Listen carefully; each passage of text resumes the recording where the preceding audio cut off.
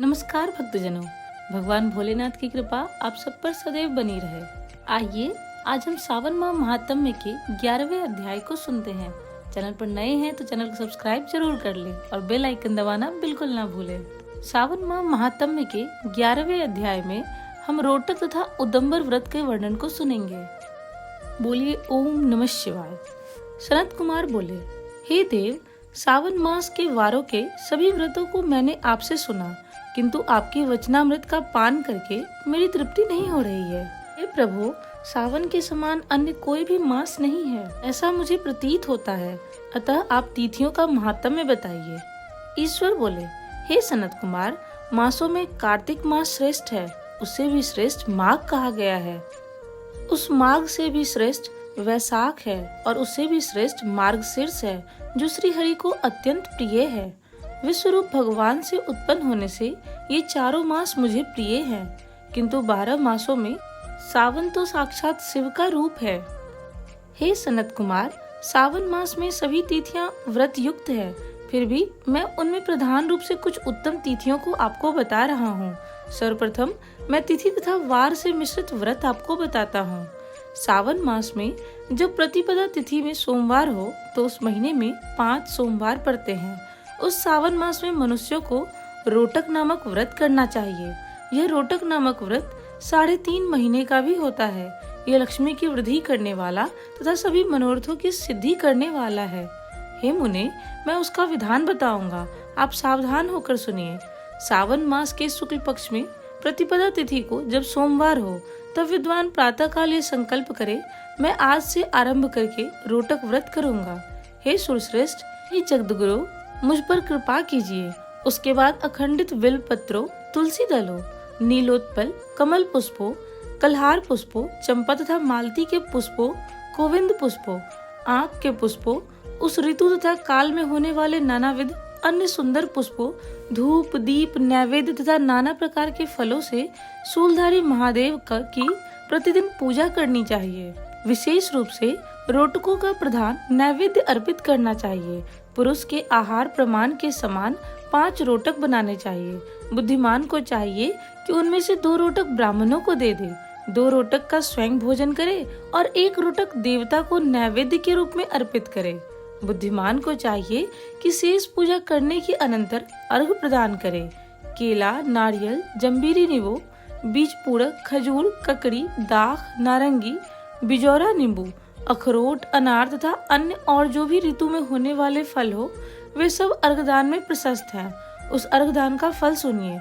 7 समुद्र सहित पृथ्वी का दान करके मनुष्य को जो फल प्राप्त करता है, वही फल विधान पूर्वक इस व्रत को करके वह पा जाता है। विपुल धन की इच्छा रखने वालों को यह व्रत 5 वर्ष तक करना चाहिए। इसके बाद रोटक नामक व्रत का उद्यापन कर देना चाहिए। उद्यापन कृत के लिए सोने तथा चांदी के 2 रोटक बनाएं। प्रथम दिन अधिवासन करके प्रातःकाल शिव मंत्र के द्वारा घृत तथा उत्तम बिल्व पत्रों से हवन करें। हे तात, इस विधि से व्रत के संपन्न किए जाने पर मनुष्य सभी वांछित फलों को प्राप्त कर लेता है। हे सनत कुमार, अब मैं द्वितीया के शुभ व्रत का वर्णन करूंगा, जिसे श्रद्धा पूर्वक करके मनुष्य लक्ष्मीवान तथा पुत्रवान हो जाता है। औदुंबर नामक यह व्रत पाप का नाश करने वाला है। शुभ सावन का महीना आने पर द्वितीय तिथि को प्रातःकाल संकल्प करके बुद्धिमान को विधि पूर्वक व्रत करना चाहिए। इस व्रत को करने वाला स्त्री हो या पुरुष, वह सभी संपदाओं का पात्र हो जाता है। इस व्रत में प्रत्यक्ष गूलर के वृक्ष की पूजा करनी चाहिए, किंतु गूलर वृक्ष न मिलने पर दीवार पर वृक्ष का आकार बनाकर इन 4 मंत्रों से उसकी पूजा करनी चाहिए। हे उदुम्बर, आपको नमस्कार है। हे हेमपुष्पक, आपको नमस्कार है। जंतु सहित फल से युक्त तथा रक्त अंडतुल्य फल वाले, आपको नमस्कार है। इसके अधिदेवता शिव तथा शुक्र की भी पूजा गूलर के वृक्ष में करनी चाहिए। इसके 33 फल लेकर 3 बराबर भागों में बांट लेना चाहिए। इनमें से 11 फल ब्राह्मण को प्रदान करे, 11 फल देवता को अर्पण करे और 11 फलों का स्वयं भोजन करे। उस दिन अन्न का आहार नहीं करना चाहिए। शिव तथा शुक्र का विधिवत पूजन करके रात में जागरण करना चाहिए। हे तात, इस प्रकार 11 वर्ष तक व्रत का अनुष्ठान करने के बाद व्रत की संपूर्णता के लिए उद्यापन करना चाहिए। सुवर्ण में फल, पुष्प तथा पात्र सहित एक गूलर का वृक्ष बनाए। उसमें शिव तथा शुक्र की प्रतिमा का पूजन करे। उसके बाद प्रातःकाल होम करे। गूलर के शुभ, कोमल तथा छोटे छोटे 108 फलों से तथा गूलर की समिधाओं से तिल तथा घृत सहित होम करें। इस प्रकार होम कृत्य समाप्त करके आचार्य की पूजा करें। उसके बाद सामर्थ्य अनुसार 100 अन्यथा 10 ब्राह्मणों को ही भोजन कराएं।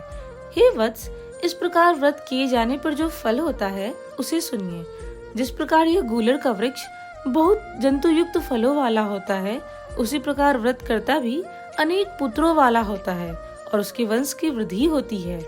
यह व्रत करने वाला सुवर्ण में पुष्पों से युक्त वृक्ष की भांति लक्ष्मीप्रद हो जाता है। हे सनत कुमार, आज तक मैंने किसी को भी यह व्रत नहीं बताया था। गोपनीय से गोपनीय इस व्रत मैंने आपके समक्ष कहा है। इसके विषय में संशय नहीं करना चाहिए और भक्ति पूर्वक इस व्रत का आचरण करना चाहिए। इस प्रकार श्री स्कंद पुराण के अंतर्गत ईश्वर सनत कुमार संवाद में सावन मास महात्म्य में पदरोटक व्रत द्वितीयोदुम्बर व्रत कथन नामक 11वां अध्याय पूर्ण हुआ। बोलिए भगवान शिव शंकर की जय। धन्यवाद।